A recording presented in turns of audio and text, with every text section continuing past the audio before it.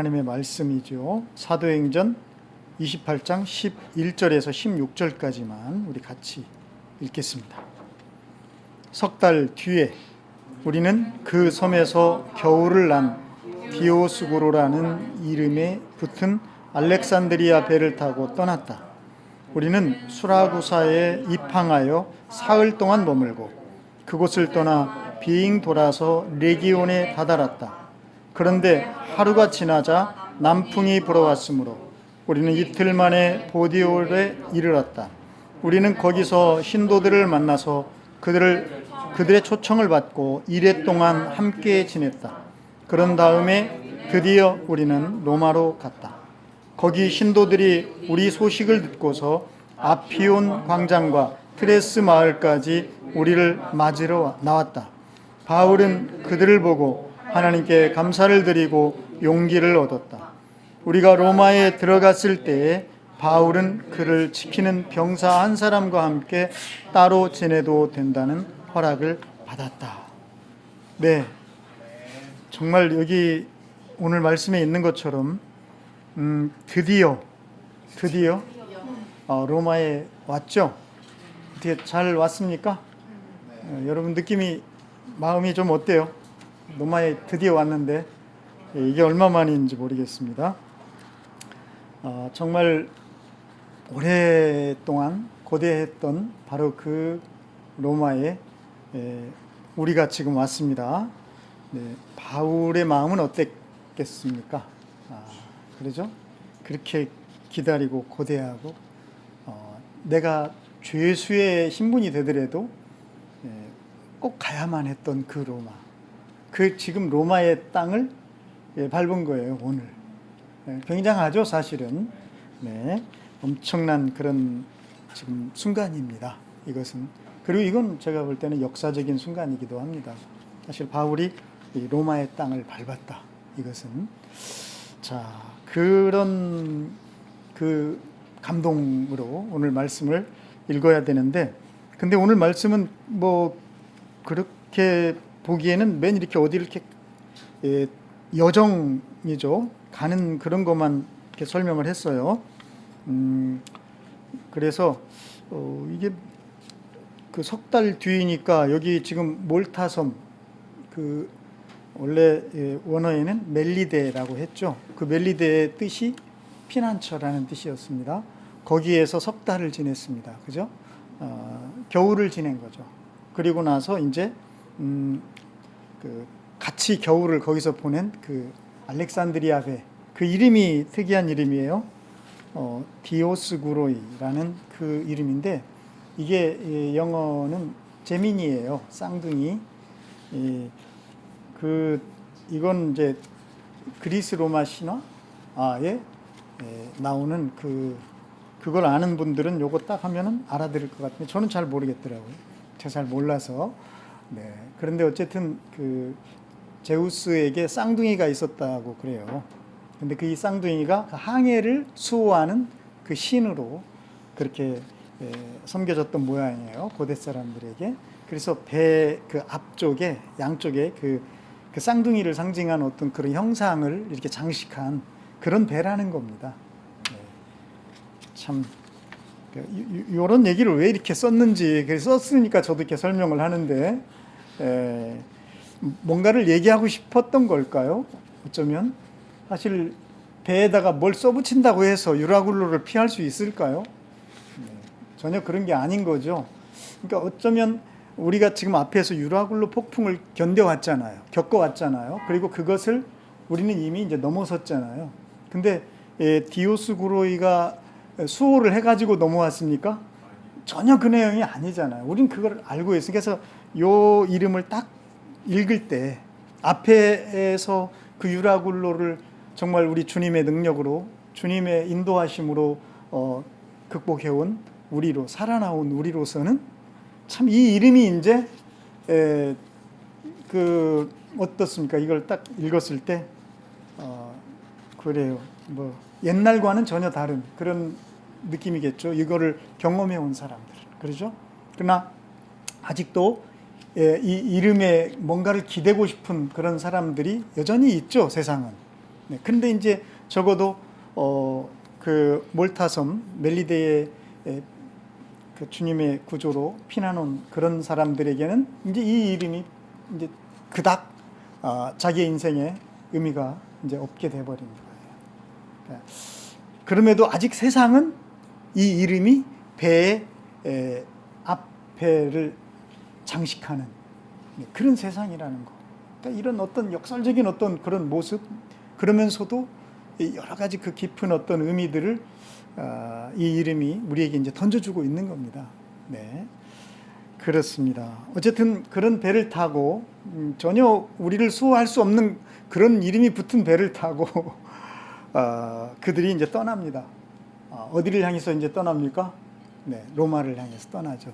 근데 바로 로마로 가지 않고 그 다음에 수라구사라는 네, 그런 항구에 또 들어갑니다. 네, 이거는 큰 시칠리아 섬에 있는 항구예요. 거기서 다시 또 어디로 가요? 네, 레기온으로 갑니다. 이제 여기 레기온부터가 바로 그 이탈리아 반도입니다. 왜 그 이탈리아 반도 그러면 이렇게 장화 모양 아시죠? 그 끝부분에 이 레기온 항구가 있습니다. 자, 이제 여기부터는 이제 정말 이제 뭐 배 안 타도 사실 걸어서도 갈 수가 있어요. 조금 걸립니다. 근데 네, 그래서 레기온으로 가요. 그리고 거기에서 머니까 이제 배를 타고 한 400km 가까이 300 몇십 킬로라고 합니다. 그 거리를 남풍이 불어왔기 때문에 아주 훅 갑니다. 그게 바로 여기는 어떻게 나왔죠? 보디올. 네, 보디올이라는 항구, 큰 항구였던가 봐요. 네, 드디어 이제 이 보디올까지 오면 이제 거의 로마가 손에 잡힐 듯한 바로 그런 곳이에요. 자, 이 보디올에 왔는데 여기에서 바울은 뜻하지 않은 환영을 받습니다. 어떤 사람들이 바울을 환영하죠? 거기서 신도들을 만났다. 여기 이제 원어에는 그 아델포스 형제들, 믿음의 형제들이 자기를 환영해 준 거예요. 그리고 거기에서 며칠을 머뭅니까? 그들이 초청을 해서 일주일 동안 그들의 그 환영을 받습니다. 바울의 몸과 마음이 어땠겠어요? 어느 때보다도 멜리데 섬에서보다 더 편안했겠죠? 믿음의 형제잖아요. 같은 우리 주님을 섬기는 그 로마에 있는 믿음의 그 형제들, 그들의 그 환영, 그 따뜻한 환영을 일주일 동안 받게 됩니다.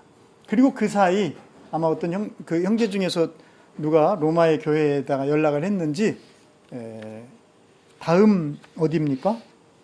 이제 여기 걸어가요. 이제 걸어서 이제 가는 거죠. 거기를 걸어가는데 거기에 이제 아피온 광장? 네, 아피온 광장이죠. 아피온 광장이나 이 트레스가 사실 3이라는 겁니다.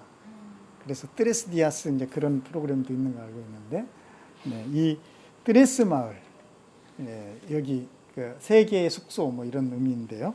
여기를 이제 지나가는데 여기까지 누가 나와 있어요? 네, 로마의 형제들이 나와 있습니다. 그 믿음의 형제들. 그들의 그 환영을 또 여기서 경험을 합니다.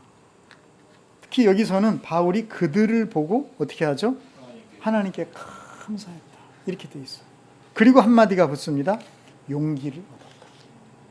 이게 뭘까? 왜 이렇게 이런 말들이 여기에 나올까? 그리고 이제 드디어 이제 로마 땅을 딱 밟는 거예요. 네. 사실 이 아피온 광장이나 그 트레스 마을 이 길은 그 왜 로마의 군대가 전쟁에서 승리를 하면은 그 뭡니까? 승리의 그 시가 행진을 하는 바로 그 코스입니다. 네. 그 코스예요. 그러니까 그 코스를 통해서 지금 바울이 가고 있는 거예요. 네, 이런 장면, 요겁니다. 근데 저는 사실 이 로마라는 이곳에 이제 바울이 도착을 했는데, 바울이 로마에 그렇게 가고 싶어 했다는 걸 우리는 알고 있습니다. 그 이유가 어디 있었을까요? 네, 그 이유를 우리는 주님께서 이미 사도행전 23장인가요? 그런 말씀을 해주셨죠. 예루살렘에서 나의 일을 증거한 것 같이 로마에서도 증거해야 한다. 증언해야 한다. 나의 일에 대해서. 주님이 예루살렘에서 엄청 수모를 당했잖아요. 막 어딥니까? 아시아에서 온 유대인들이 선동을 해가지고 막 수만 명이 모여서 바울을 막 죽이려고 하는 그런 폭동 비슷한 일들이 일어났잖아요. 그때 이제 백부장, 루시아라는 백부장이 가까스로 바울을 구했죠. 그때 바울이 부탁을 합니다. 내가 한마디 해도 되겠냐 해서 이제 바울이 연설을 쭉 하는데 그 말을 듣고 더 이 사람들이 바울을 죽이려고 했어요. 하는 수 없이 바울이 군인들의 병영에서 하룻밤을 보내게 되는데 바로 그날 밤에 주님이 바울 곁에 서서 들려주신 그 메시지가 바로 그거였습니다. 예루살렘에서 증언한 것처럼 네가 로마에 가서도 나의 일을 증언해야 한다. 바로 그 얘기였죠. 그러나 여러분, 사실 바울은 주님이 그 말씀을 하기 이전에 이미 몇 년 전에 바울은 로마에 그렇게 가고 싶어 했다는 것을 우리는 알게 됩니다. 무엇을 통해서요? 한 3년여 전에 이제 세계 선교 여행의 거의 막바지 3차 선도 여행에 머물렀던 고린도라는 곳, 고린도 많이 들어봤죠? 그 고린도에서 바울이 편지를 씁니다. 어디에다 편지를 쓰냐면 바로 로마 교회에다가 편지를 써요. 그게 어떤 성경으로 지금 우리 가운데 읽혀질까요? 그게 로마서예요. 그러니까 편지치고는 상당히 묵직하고 긴 편지를 거기서 씁니다. 그게 한 3년여 전이에요. 근데 그 편지에 보면은 바울이 얼마나 로마에 가고 싶어 했는가. 그것을 우리가 알 수가 있어요. 그래서 제가 이 로마에 지금 바울이 이렇게 들어간 바로 이때 바울은 도대체 왜 로마에 가려고 했을까? 라는 것을 우리가 한 번도 짚어보지 않을 수가 없습니다. 분명히 주님은 예루살렘에서와 같이 나의 일을 증언해라 라고 하셨어요. 그런데 사실 로마에는 이미 바울이 설립하지 않았어도 이미 그 흩어진 복음의 사람들로 인해서 교회가 세워져 있었습니다. 그리고 한 3년여 전에 바울이 그 교회에다가 편지까지 썼어요. 그것도 아주 긴 편지를 썼습니다. 그런데 그렇다면 이미 교회가 우리 하나님에 대해서 증언하고 있었을 거 아닙니까? 그러니까 교회가 됐죠. 그런데도 불구하고 바울은 그렇게 거기를 가고 싶어 한 거예요. 왜 그랬을까?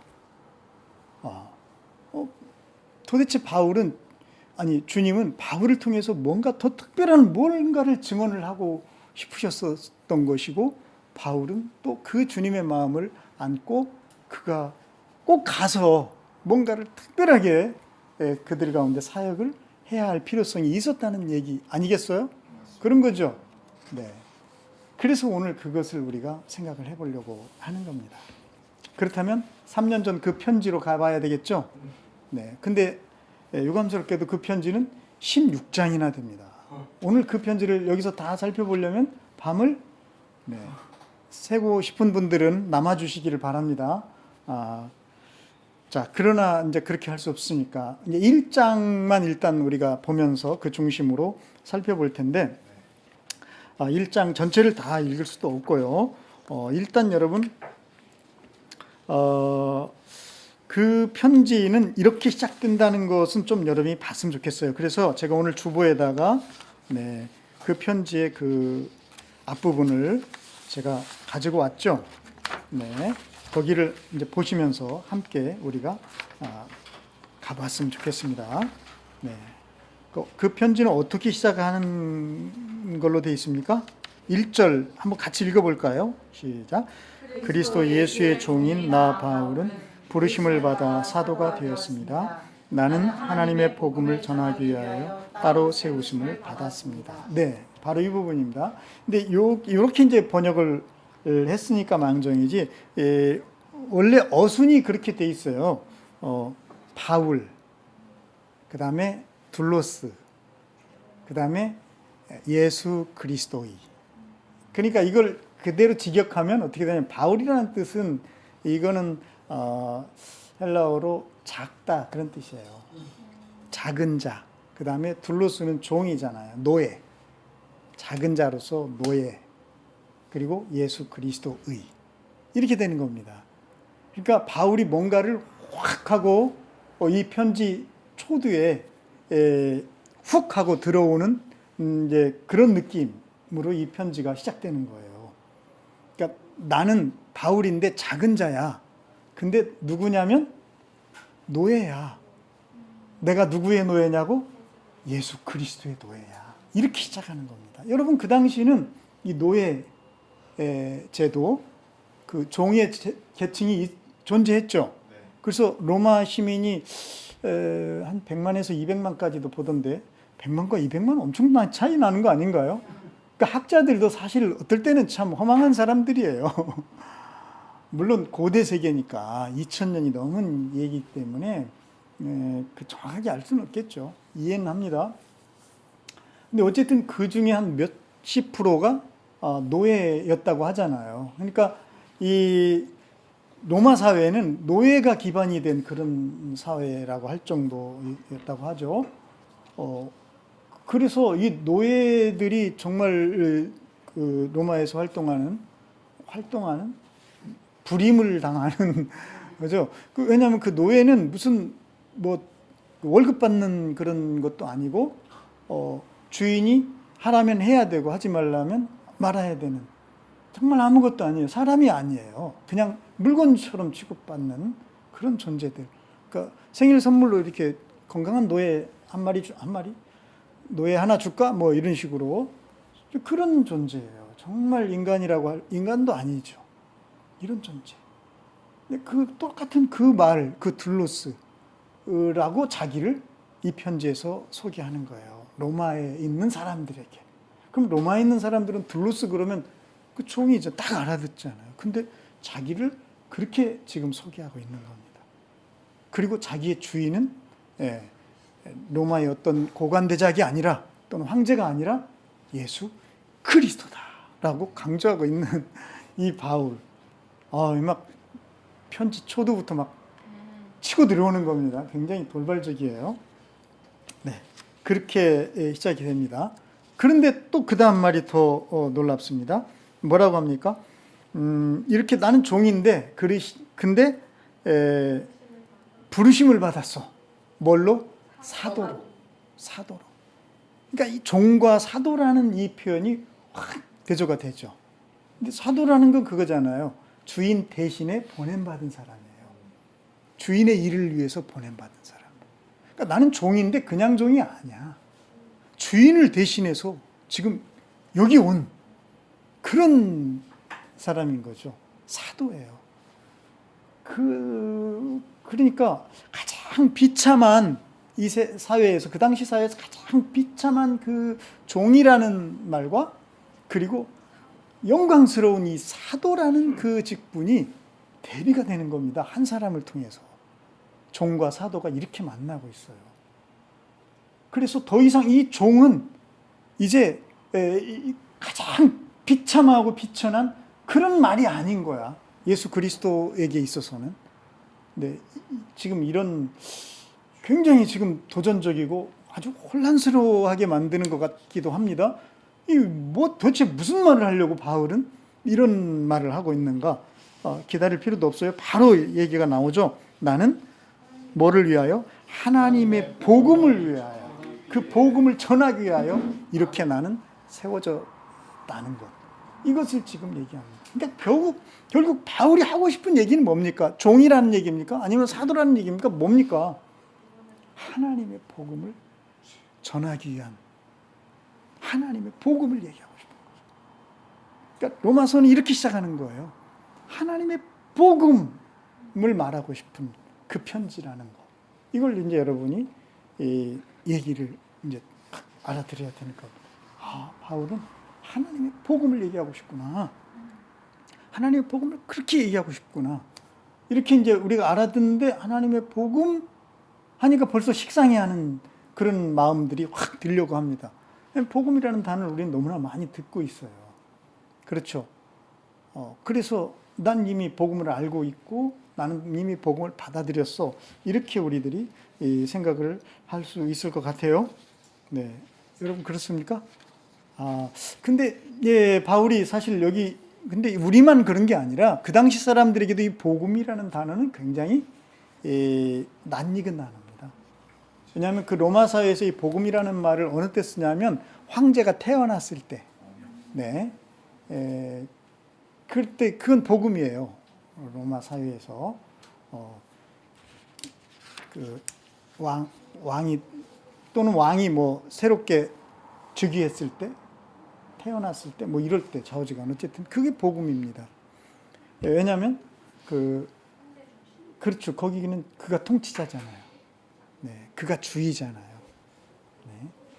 그런데 그 복음을 지금 바울은 이건 그냥 성경에만 나오는 단어가 아니라는 거지. 그때 그 사회에서 쓰였던 그런 단어인데 그걸 갖다 어디다 붙이냐? 하나님의 복음.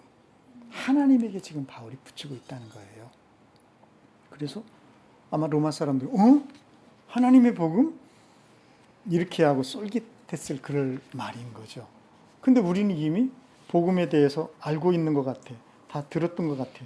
그래서 좀 식상하게 그렇게 여겨질 수가 있습니다. 그런데 과연 그런가요? 자, 좀 더 들어가 보겠습니다.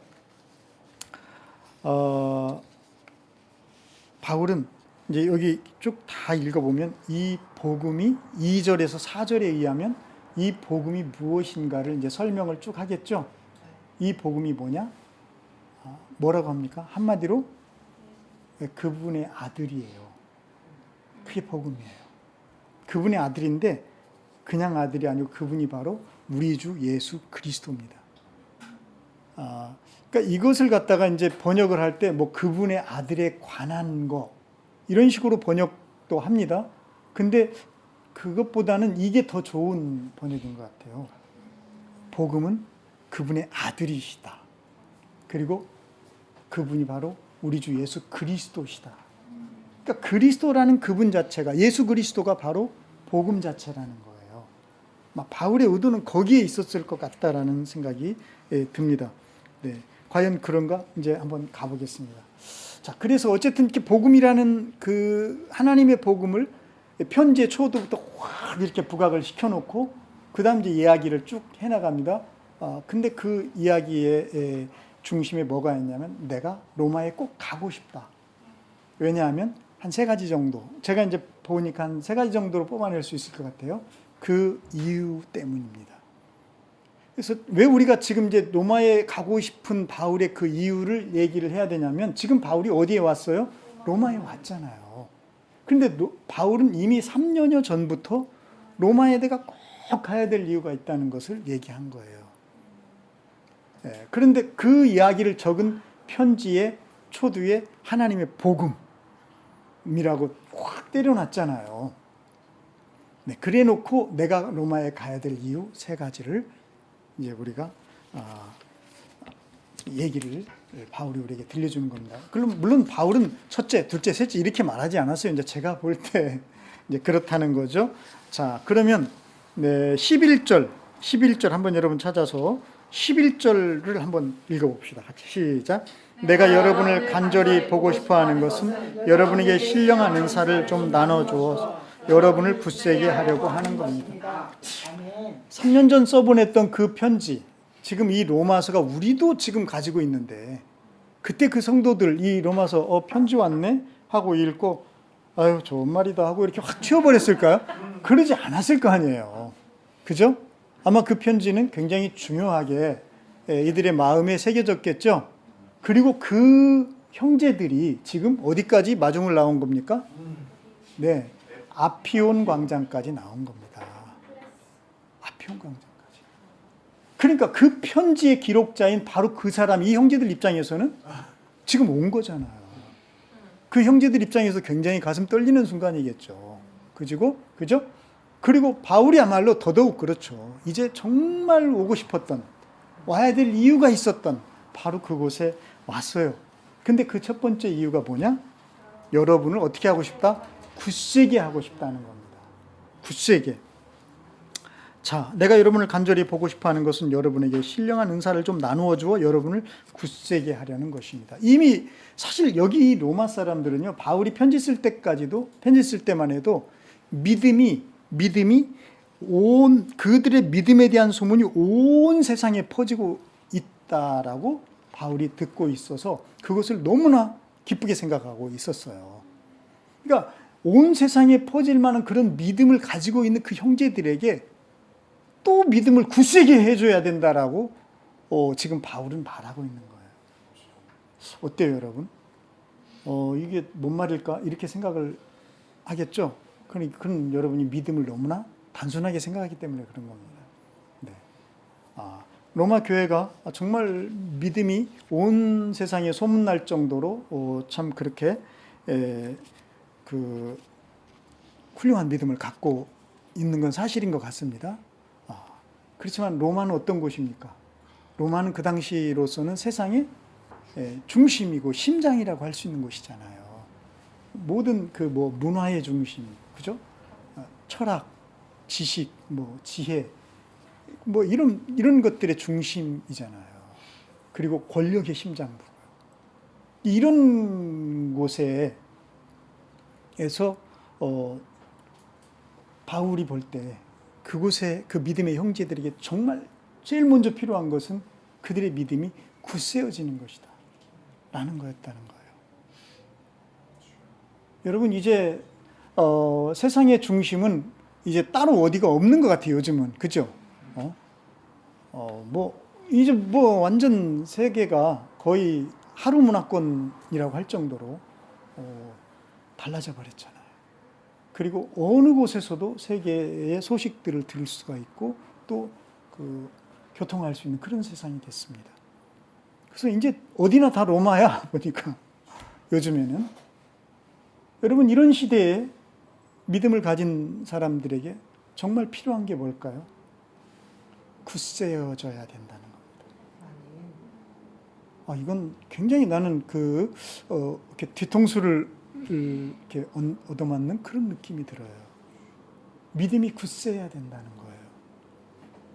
그러니까 그냥 소문난 믿음만 가지고는 안 되는 겁니다.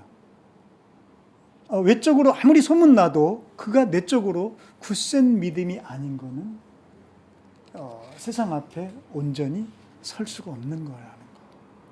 그걸 얘기하는 것 같아요. 근데 여러분, 참 흥미롭습니다. 여기서 이게 믿음이 굳세지는 건 어떻게 해야 굳세지는데요? 라고 했더니 여러분에게 뭔가를 신령한 은사를, 여기서는 그걸 빼뜨렸는데 어떤 신령한 은사를 나눠줘야 되겠다. 그러니까 그게 어떤 건지는 나도 몰라. 누구만 아셔요? 며느리도 모르고 시아버지도 몰라. 그건 주님만 아시는 거예요. 그죠? 네, 죄송합니다. 조금 힘들게 해서. 어쨌든 주님만 아시는 거야. 그 은사는. 예. 자, 그러니까 여러분, 이건 굉장히 중요한 지점입니다. 여러분, 우리 믿음에 있어서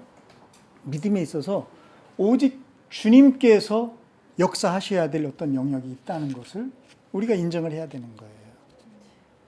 신령한 은사는 주님이 주시는 거잖아요. 주님만이 이건 나눠주시는 거잖아요. 이건 내가 이걸 원한다고 해서 되는 거 아니잖아요. 또 내가 이거 노력해가지고 뭘 되는 게 아니잖아요. 주님이 주신 말 그대로 은사, 선물이에요. 그러니까 우리 믿음의 영역은 이 영역이 있는 거예요. 분명히. 그러니까 그리고 정말 진정으로 우리 믿음이 굳세어지려면 바로 주님께서 신령한 은사를 우리에게 나눠주셔야 돼요. 주님의 신령한 은사가 없이는 우리의 믿음은 굳센 믿음이 될 수가 없는 겁니다. 그러니까 사실 믿음이라는 것은 정말 주님이 역사하시는 그 영역을 우리가 늘 인정해 드리지 않으면 안 되는 거예요. 요겁니다. 신령한 은사. 이거는 우리가 어떻게 할 수가 없어요. 그래서 우리는 정말 우리의 믿음에 있어서 주님께 늘 무릎 꿇지 않으면 안 돼요. 주님을 늘 인정해 드리지 않는 믿음은 굳센 믿음이 될 수가 없는 겁니다. 자, 그런데 이렇게 어떤 신령한 은사를 나눠준다 그러잖아요. 나눠준다. 그러면 이런 겁니다. 주님은 주님의 그 신령한 은사를 나누어 주어서 믿음을 굳세게 하는 그런 사람을, 그런 특별한 사람을 세우셨다는 거잖아요. 그죠? 바울이 그런 사람인 거죠. 바울이 어떤 그 믿음의 통로 역할, 그죠? 굳센 믿음의 통로 역할을 하는 사람들을 주님은 리더십으로 세우시는 거예요. 그 중에 한 사람이 바로 이 바울인 겁니다. 이걸 우리가 이제 인정을 해야 되는 거예요. 그래서 독불장군식의 믿음이 없는 겁니다. 도움을 받아야 되고, 그리고 함께 해야 되는 거죠. 인정을 해야 되는 거예요. 자, 그런데 이거를 세워주는 방식이 재밌습니다. 어떻게 하는 거죠? 네. 여러분의 신령한 은사를 좀 나누어 주어서 여러분을 굳세게 하는 것인데, 네. 그 다음에 12절 한번 볼까요? 같이 읽어봅시다. 이게 중요하니까. 시작. 이것은 내가 여러분과 함께 지내면서 여러분과 내가 서로의 믿음으로 서로를. 자, 우리가 신령한 은사 그러면 우리는 대부분 뭘 생각합니까? 은사 집회. 그죠? 신령한 은사 받은 분, 막 이런 걸 생각하잖아요. 그런데 바울은 전혀 그렇게 얘기하지 않습니다. 그러니까 내가 분명히 가야 돼. 가서 막 바울이 이제 다 모아놓고 막 은사 집회하고 이런 걸 우리는 요즘은 생각을 일반적으로 하게 되는데 성경은 전혀 그렇게 이야기하지 않고 있다는 거예요. 그렇다면 우리가 정말 뭔가를 크게 잘못 생각하는 부분이 있었다라는 걸 깨닫게 됩니다. 여기서 뭐라고 합니까? 이것은 내가 여러분과 뭐하며? 함께 지내며. 자, 은사자인 바울이, 특별한 은사자인 바울은 그들과 뭐 하길 원해요? 함께 지내길 원합니다. 함께 사는 거예요. 함께 지내길 원하는 거예요. 이거 굉장히, 그러니까 이 말은 그런 거죠. 특별한 은사자와 성도가 떨어져 있지 않은 거예요. 별개의 존재가 아닌 겁니다. 같은 형제인 거예요. 이렇게 출발을 합니다. 그 다음에 뭐라고 하죠? 네, 함께 지내며 여러분과 내가 서로 믿음으로 서로 격려를 받고자 한다. 이거예요. 여러분에게 있는 믿음과 나에게 있는 이 믿음이 서로 격려를 받고 서로 주고받는 그런 가운데서 뭐가 일어나요? 신령한 은사가 나눠진다는 거. 그런 가운데서 굳세어진다는 거예요. 어때요, 여러분? 참 놀랍지 않나요? 그래서 바울은 꼭 가야 되는 거예요. 전화로도 기도해 줄 수 있고요. 편지로도 기도해 줄 수 있어요. 다 할 수 있어요. 하지만 믿음을 굳세게 하는데 최고 좋은 방법은 함께 살면서, 함께 격려하면서, 함께 위로받으면서 그렇게 하는 거라는 거예요. 그래야 믿음의 형제지. 여러분, 그래서 우리 가운데, 믿음의 형제 가운데 무슨 계급이 있습니까? 누구는 높고 누구는 낮습니까? 그런 거 없는 거예요. 함께 사는 거예요. 정말 신령한 은사를 가진 그 형제가 우리 가운데 살면서 마치 그 삼투압 현상처럼 그의 그 신령한 은사들이 막 나눠지는 겁니다. 그러면서도 그도 형제니까, 연약한 형제니까 또 우리들의 그 공동체의 그 믿음에 의해서 위로를 받는 거예요. 은혜를 서로 경험하는 겁니다. 그런 가운데서 상향평준화, 뭐 이런 말이 맞나 모르겠어요. 믿음의 상향평준화 현상이 일어나는 거예요. 바울은 지금 그걸 얘기하고 있는 겁니다. 그래서 굳세지는 거예요. 그렇게 굳세지는 겁니다. 어때요, 여러분? 이래야 되지 않나요? 은사 집회 한번 하고 나서 그리고 또 이제 믿음이 점점 또 식어지고 막 이래야 됩니까? 일단 그거는 아닌 것 같은데, 물론 그거는 특별한 어떤 그런 집회들도 필요합니다. 그러나 정말 바울이 얘기하고 싶은 정말 믿음을 굳세게 하는 일은 이렇게 일어나야 된다는 것. 그래서 바울은 간절하게 가고 싶은 거예요. 내가 가고 싶은 거야. 가서 함께 살고 싶은 거예요. 그 믿음의 형제들과. 네. 그 다음에 두 번째로 한번 넘어가 봅시다. 바울은 왜 그렇게 간절하게 가고 싶어 했던가? 두 번째 이유는 13절입니다. 네, 이것도 같이 한번 읽어볼까요? 시작. 여러분이 이것을 아시기 바랍니다. 나는 여러분에게 가려고 여러 번 마음을 먹었으나 지금까지 길이 막혀서 뜻을 이루지 못하였습니다. 열매를 거둔 것과 같이 여러분 가운데서도 그것을 좀 거두려고 했던 것입니다. 네, 이 편지를 쓸 때만 해도 이제 선교 여행이 막바지라고 그랬죠. 3차 선교 여행입니다. 그러니까 그동안 바울은 정말 이방인 지역을 다니면서 엄청난 역사들을 일으켰잖아요. 그런 놀라운 그 사역을 바울이 이 편지에서는 지금 한마디로 요약을 해서 말합니다. 뭐라고 말하죠? 이방인 가운데서 뭘 거두었다? 열매를 거두었다라고 표현합니다. 열매. 이렇게 그의 몇 년여의 그 1차, 2차, 3차에 걸친 그 선교 여행을 이렇게 표현을 아주 간략하게 나는 이방인 가운데서 열매를 얻었다. 이렇게 말을 하고 있어요. 열매라는 말. 여러분, 근데 이 열매라는 말은 바울이 처음에 쓴 건 아니죠? 그 요한복음 15장이죠? 혹시 여러분 기억나십니까? 하나님은 농부시고 나는 포도나무, 너희들은 가지. 그래서 제가 이 그림도 이렇게 가져왔잖아요. 주보에 보면 옛날 분이 이렇게 그리는 그 그림, 거기서는 그 가지를 그 12제자로 이렇게 표현을 하고 있죠. 그 예수님이 그러시면서 이 포도나무 비유를 하시면서 예수님이 뭐를 강조하셨어요? 열매를 맺어야 된다. 열매를 얘기하시려고 요거를 말씀하셨잖아요. 열매, 플루트, 열매, 과일이죠. 그죠? 그 열매죠. 자, 그래야 열매를 맺는데, 근데 여기 이 예수님의 말씀의 핵심은 뭡니까? 어떻게 해야 열매를 맺는 거예요? 열심히 노력해야 열매를 맺습니까? 물론 노력도 해야 됩니다. 그죠? 가만히 손 놓고 있는 건 아니에요. 근데 본질이 있죠. 중요한 게 있습니다. 그게 뭐죠? 예수님께 붙어 있어야 된다. 머물러 있어야 된다. 이렇게도 번역을 하고요. 예수님에게 머물러 있어야지 예수님에게서 떨어져 있으면 아무리 노력해도 뭐 별수를 다 써도 열매는 없다. 하나님이 원하시는 열매가 없는 거예요. 세상에서 원하는 열매는 맺을지 모르겠어요. 그러나 영원한 열매는 없어요. 다 썩어지고 죽어질 열매뿐이지 하나님이 원하시는 그 열매를 맺고 싶냐? 어떻게 해라?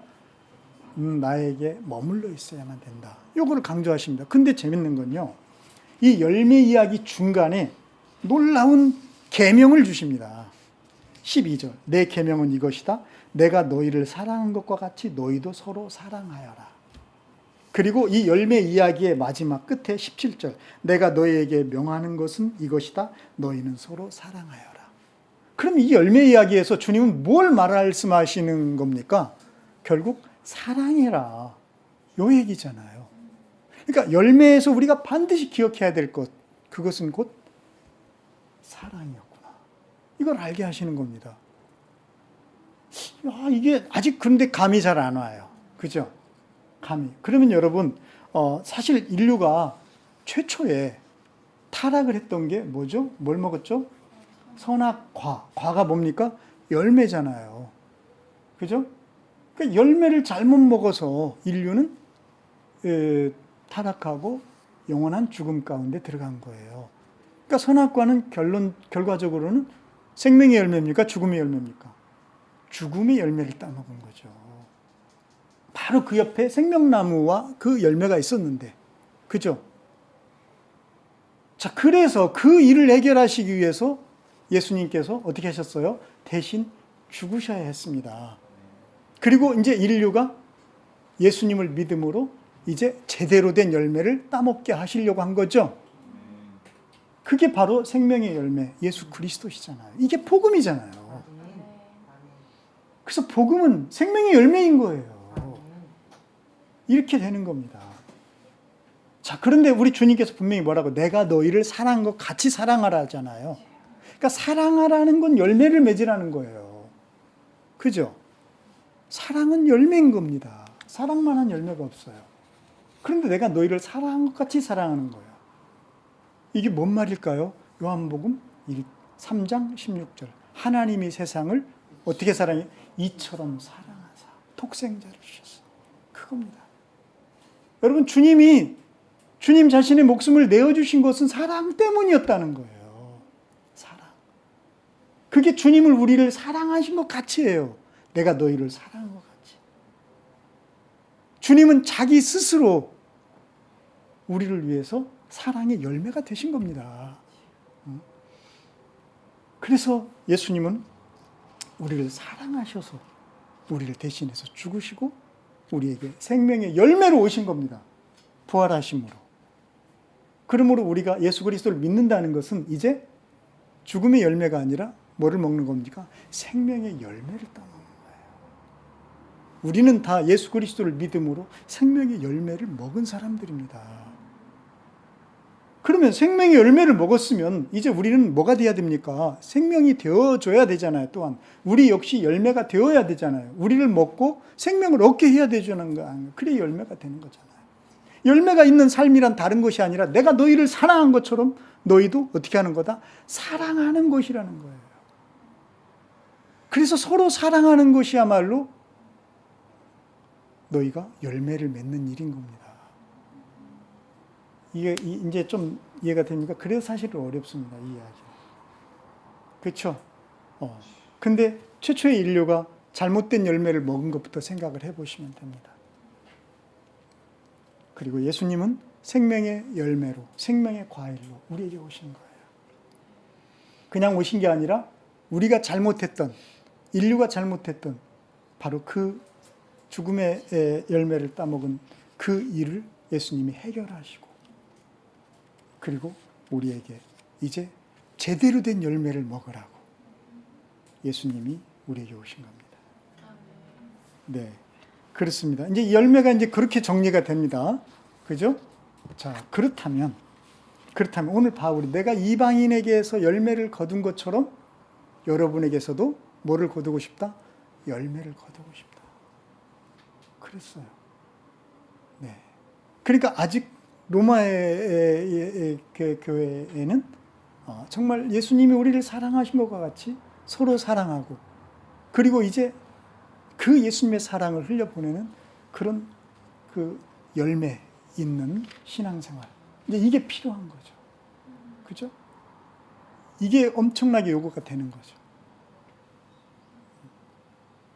여러분, 사랑하십시오. 서로 사랑하십시오.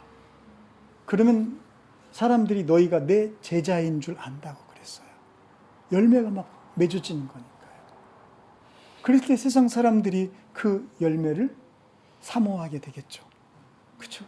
그러면 아낌없이 이제 이 열매가 필요한 사람들에게 이 열매를 내어줄 수 있어야 됩니다.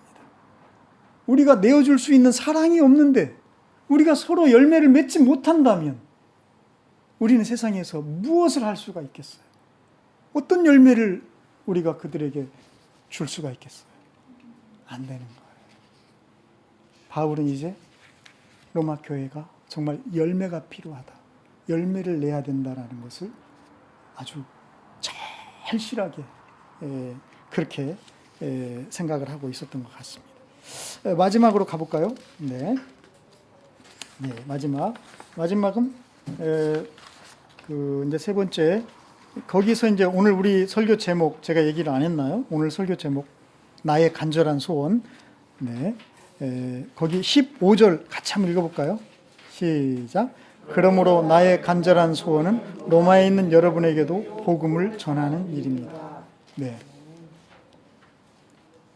이 말은 이게 뭔가요? 복음을 전하는 일? 아니 이미 이 사람들은 복음을 받았을 거고, 그죠? 그리고 복음을 알고 있는 사람들이잖아요. 복음을 가지고 있는 사람들 아닐까요? 그런데도 바울은 간절한 소원이라고 말하면서 여러분에게 복음을 전하는 일이라고 이야기하고 있습니다. 이게 뭘까요?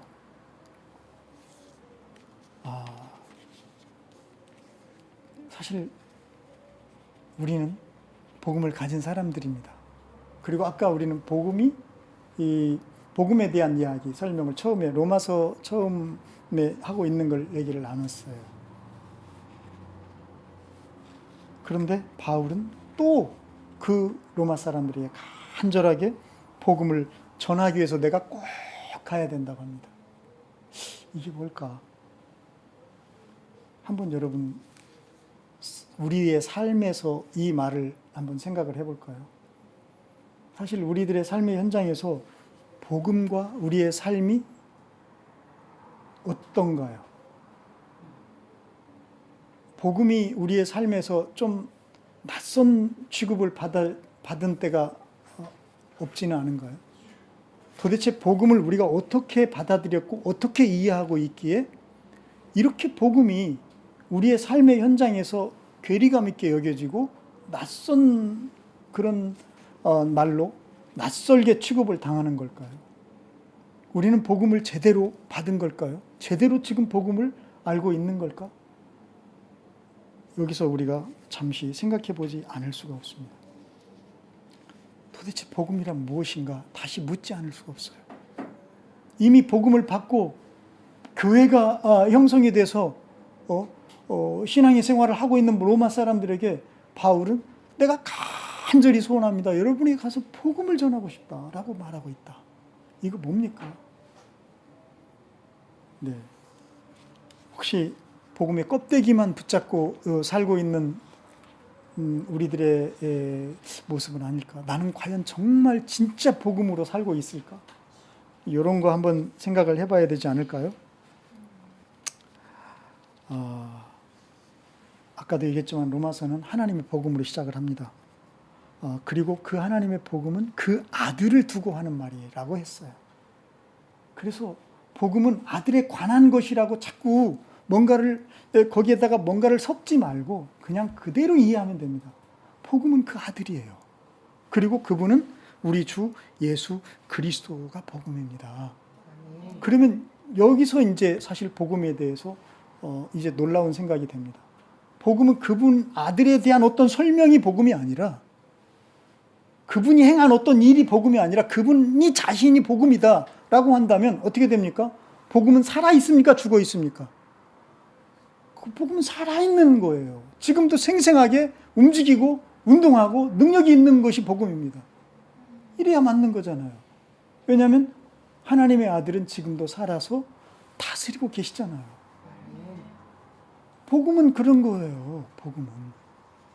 그런데 우리는 복음을 자꾸만 어떤 그 메시지로 가두거나 어떤 그 문서로 간직하고 있는 것은 아닌가요?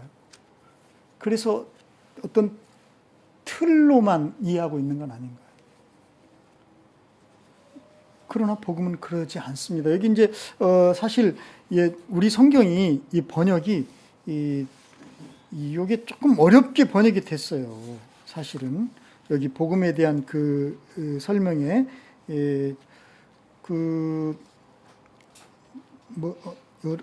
뭡니까 4절인가요? 4절 한번 봅시다. 4절 한번 읽어보겠습니다. 시작. 성령으로는 죽은 사람들 가운데서 부활하심으로 나타내신 권능으로 하나님의 아들로 확정되신. 이 자꾸 로라는 말이 너무 많이 나와. 그러니까 자 성령으로는 죽은 사람들 부활하심으로 나타내신 권능으로 하나님의 아들로 이게 이해가 됩니까? 이 문장이? 아니, 난 도대체 왜 이렇게 번역을 했는지 막 이 부분에서는 조금 그래요. 이거를 이렇게 번역을 할 게 아니라 사실은 이 권능이라는 말, 이 권세거든요. 이 말은 어떻게 해야 더 좀 맞냐면 하나님 이게 부활 쪽에다가 붙이니까 이게 번역이 막 이렇게 잘 안 됩니다. 이 말은 하나님의 아들에다가 붙여야 됩니다. 그래서 권세 있는 하나님의 아들로 주님이 확정하셨다. 확정되셨다. 이렇게 돼야 돼요. 권세 있는 하나님의 아들. 그냥 하나님의 아들이야. 우리 다 하나님의 아들, 딸들인데 뭐. 그런데 여기서 이 예수님은 권세 있는 하나님의 아들로 확정되셨다. 옛날에 우리 조선시대만 해도 그 왕의 뒤를 이을 사람을 뭐라 그러죠? 그런 걸 세자로 책봉한다 그러잖아요. 그러면 아직 왕이 안 됐어도 이 사람은 권세가 이제 왕의 권세에 버금가는 그런 권세를 입는 거잖아요. 근데 여기는 그 정도 세자 책봉 정도가 아니라 하나님의 권세를 위임받아 버리는 거예요. 예수님이. 그 하나님의 권세는 뭡니까? 온 세상을 통치하시는 거잖아요. 다스리시는 거잖아요. 예수 그리스도 그분이 하나님의 아들이 되셨다는 것은, 권세 있는 아들이 되셨다는 것은 하나님을 대신해서 이분이 통치하신다는 의미입니다. 이게 복음입니다. 이게 예수님의 통치를 말하는 것이 복음인 거예요. 우리에게 오신, 여러분이 믿는 그 예수님은 여러분과 온 세상을 통치하시는 분이라는 것을 복음이 얘기해 주는 거예요. 이게 복음인 거지. 우리는 늘 복음 그러면 예수님 십자가에 우리를 위해서 죽으시고 부활하시고 요것만 생각을 하시는 거예요. 그것은 그 중에 이제 그 과정의 일부인 겁니다. 진짜 복음은 하나님 나라의 복음이에요. 예수님이 이제 우리를 통치하시는 분이 되셨다라는 것이 바로 복음인 거예요. 로마서는 지금 이걸 얘기하는 거예요. 처음부터. 그런데 자꾸 로마서에서 뭐 이신칭이 믿음으로 의롭게 된다, 요거만 자꾸 뽑아내가지고 얘기를 합니다. 사실 바울은요, 여기 이제 끝에 마지막에 나오지만 하나님 나라에 관한 일을 설명하는 것으로 끝납니다. 예수님께서 부활하셔서 사도행전 1장에 보면은 예수님이 부활하신 예수님께서 뭐를 말씀하시면 하나님 나라에 관해서 얘기를 해주셔요. 예수님이 처음 오셔서 하신 복음이 뭐였습니까? 때가 가까이 왔다. 때가 이미 왔다. 하나님의 나라가 지금 가까웠다. 여기 왔다. 회개하고 복음을 믿으라고 하시잖아요. 하나님의 통치, 그 예수님의 통치가 지금 우리 가운데 임하였다는 것이, 그것이 복음의 핵심인 겁니다. 네. 그래서 바울은 간절한 소원은 바로 이 복음을, 예수님의 통치가 여러분 가운데 지금 로마 세상의 중심에서 예수님의 통치가 이루어졌다는 것을 얘기하고 싶은 거예요. 제발 좀 제대로 이 복음을 받아들이기를 소원하는 겁니다. 이보다 간절한 소원이 어디 있습니까? 그것도 이 황제의 그 다스림의 그 심장부인 로마에서 바울은 이 복음을 외치고 싶은 거예요. 황제의 그 다스림이 아니라 진정한 왕이신, 세상의 왕이신 예수님의 다스림이 지금 임하였다라는 것을 바울은 그 세상의 중심, 심장에서 얘기하고 싶은 거예요. 간절하게 이 복음을. 사랑하는 여러분, 오늘 우리에게, 우리 일상에 이 복음이 있습니까? 예수님의 통치가 여러분의 삶 속에 지금 임하여 있느냐는 거예요. 이 살아있는 그 주님의 통치, 이 다스리심이.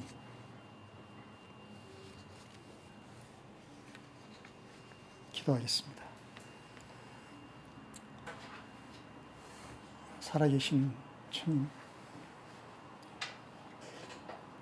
우리는 복음을 멋진 액자에다가 담아서 장식용으로 집안에 혹은 회사에 혹은 우리 마음의 방에다가 걸어두고 있었던 것은 아니었는지요. 바울이 로마에 가고자 했던 진정한 간절한 소원은 복음을 전하기 위하여라고 말하고 있었습니다. 그리고 그 복음은 다른 어떤 것도 아니고 성령에 의해서, 죽은 자 가운데서 살리신 그 부활에 의해서 권세 있는 하나님의 아들로 확정되신 바로 그 일이라고. 그래서 진실로 지금 이제 우리 주님이 통치하시는 하나님의 나라가 임하였다는 바로 그 복음이라고 오늘 우리들에게 전해주고 있음을 주여 우리가 보고 듣게 하여 주시옵소서. 그래서 이제 나가서 진실로 우리의 삶 속에서 복음은 더 이상 의문에 기록된 문서가 아니라 생생하게 살아계신 그분의 음성이고 그분의 통치행위인 것을 주여 우리가 경험하고 또한 열매로 드러내게 하여 주시옵소서. 예수님 이름으로 기도합니다.